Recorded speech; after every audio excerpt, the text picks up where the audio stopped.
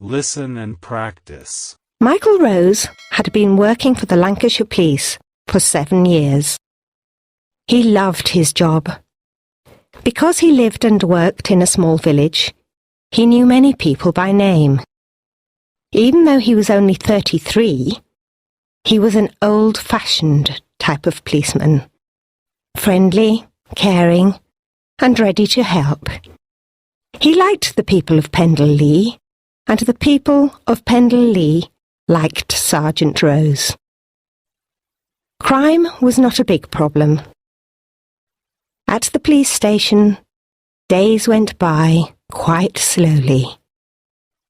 Many other officers liked to be in a bigger town or a city. But Michael loved being part of a small community. The village itself was also a lovely place to live. The church, which was in the centre, had been built in 1376.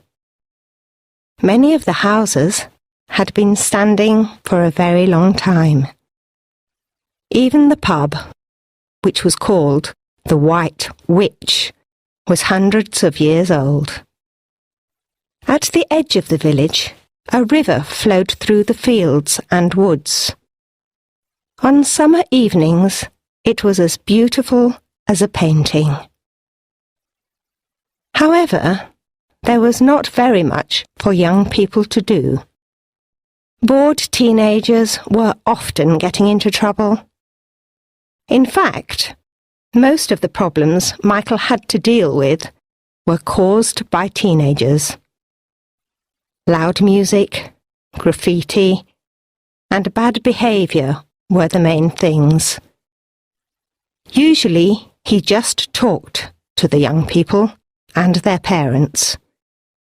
He hardly ever had to take one of them to the station. In 7 years, he had only arrested 5 people. Yet in those 7 years, he had found 11 lost dogs and returned them to their homes. Some policemen would have found that kind of life boring, but Michael was happy. It was the middle of summer. The sun had just set, and it was very late. Michael was at the police station. He was on the night shift. For a few hours, he had been doing some paperwork. Even in a small village station, there was a lot of bureaucracy. He had also had some coffee and had read the newspaper. The police station cat, Harriet, was sitting on his knee. She was purring. "Sorry, Harriet," Michael said. "You're going to have to move. I want another coffee."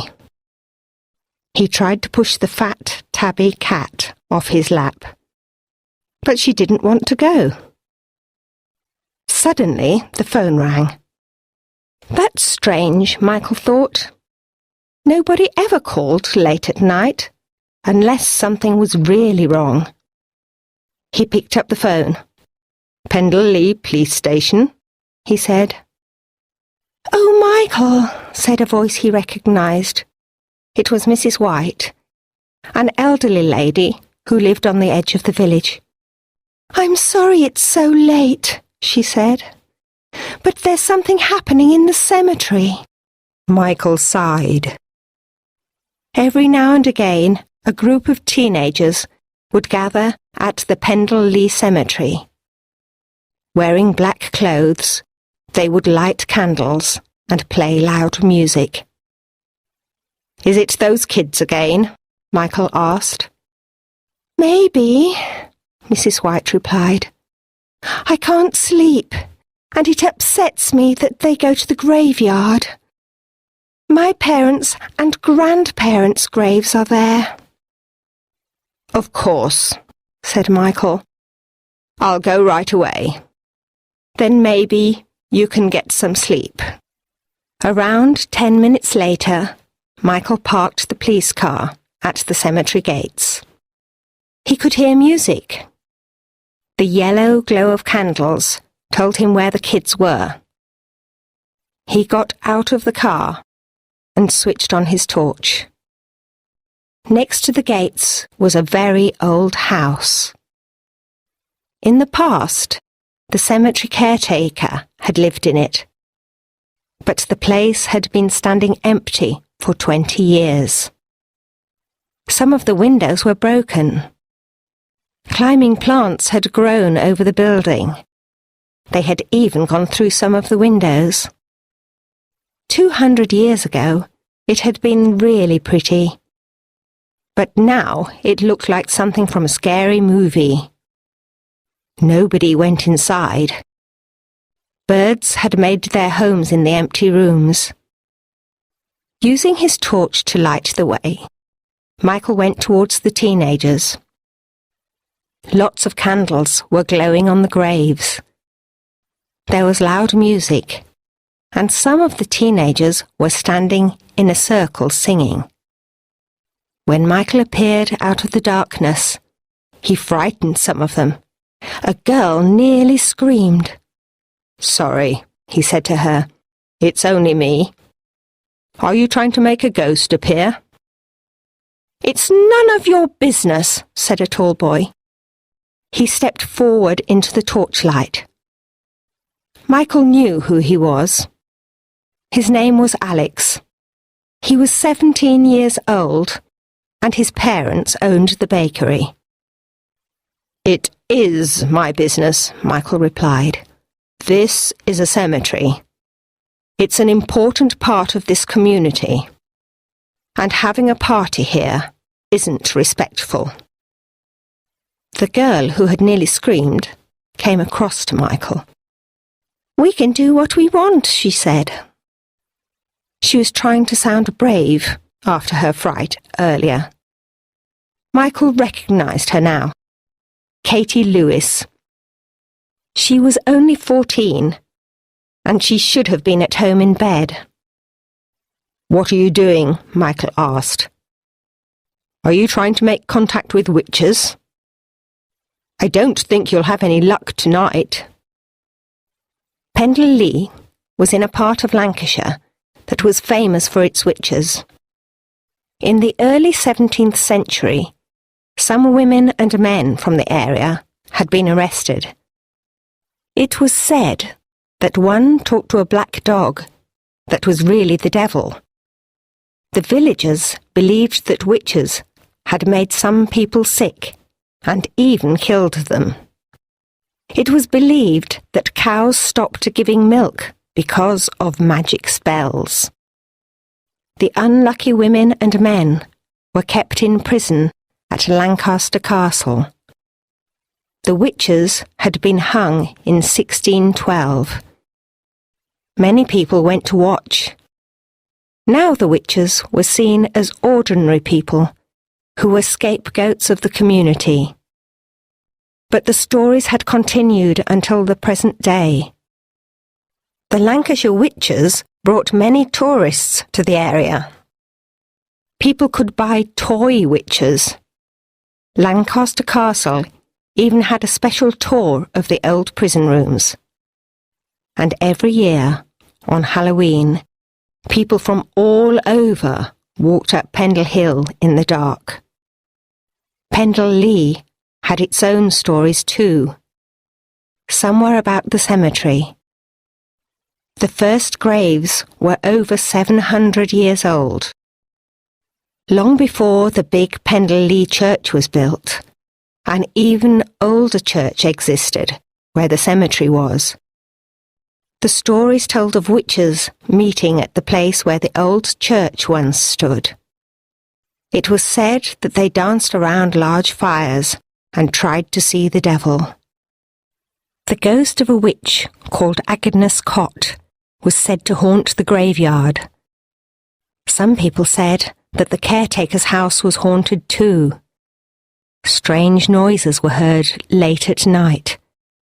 Strange lights were seen too, even when the teenagers were in their beds.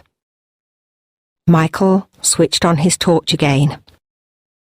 "Time to go," he said to the kids, "before the ghost of Agnes Cott really does appear."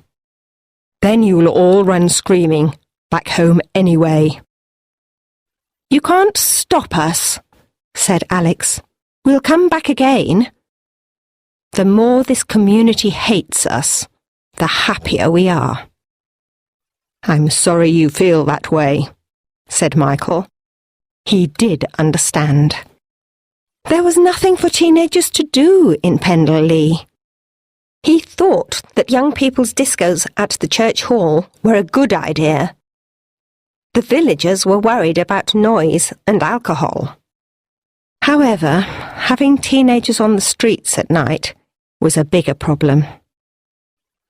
After the kids left the graveyard, Michael looked around. There wasn't any graffiti on the graves tonight. In the past, there'd been a problem with graffiti. Even some of the headstones had been smashed. That was a few years ago. Alex and the other young people were angry and bored. But Michael didn't think they would do anything that bad. He decided to keep an eye on them anyway. A few days later, Michael was on a normal afternoon shift. He liked to work during the day because there was more to do. He could walk around the village and talk to people. He could stop by the different shops and chat with the owners. At the station, other officers would come in from time to time. Even Harriet the cat liked the daytime best. On sunny days, she could lie on the step outside the station. Anybody coming in or going out would have to step over her. Mr. Murphy, an elderly man, had called in at the station to give Michael some beans. Mr. Murphy had grown them himself in his allotment. He was always stopping by with fresh vegetables. Like many older people, he used his allotment for pleasure rather than needing the food. He grew more than he could eat. Michael was just admiring the fresh green beans when his mobile rang. "I'll just get that," Michael said to Mr. Murphy. He put the beans down. The call was from his boss, who had an office in the city. "We've just heard from the Oswald Gallery," the chief inspector said. "They called the national emergency number. Can you go there, Michael? They've been burgled." Michael switched on the sirens as he drove quickly through the village in his car. As he drove, he thought about the gallery. He hadn't been there for over 3 years, but he used to go a lot. That was because his ex-girlfriend, Sarah, loved art. Sarah had left to go to America about 3 years ago. She worked in art restoration and had been offered a job in Boston. After thinking long and hard, she decided to take it.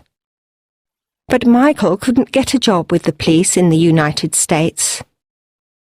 He didn't want to stop being a policeman either, so he stayed in Pendle Lee, and Sarah moved to Boston. The Oswald Gallery was just outside the village. It was in a beautiful 18th century house. A man called John Oswald had built the house, and the gallery was named after him. It took Michael around 10 minutes to get there. When he arrived, he walked to the door. 2 elderly women quickly came to meet him. They looked upset. Both of them started speaking at once. "Oh, Sergeant, thank goodness you're here," one of the women exclaimed. "I'm Joan Potts. I work here." "We don't know how it happened," the other lady was saying at the same time, "but it's my fault." "No, Lottie, of course it's not your fault," said Joan. "Yes, it is," Lottie exclaimed. "I'm so angry with myself." Michael raised his hands. "Let's stay calm," he said. "We'll go inside, and you can tell me all about it. Then we'll start searching for the thief."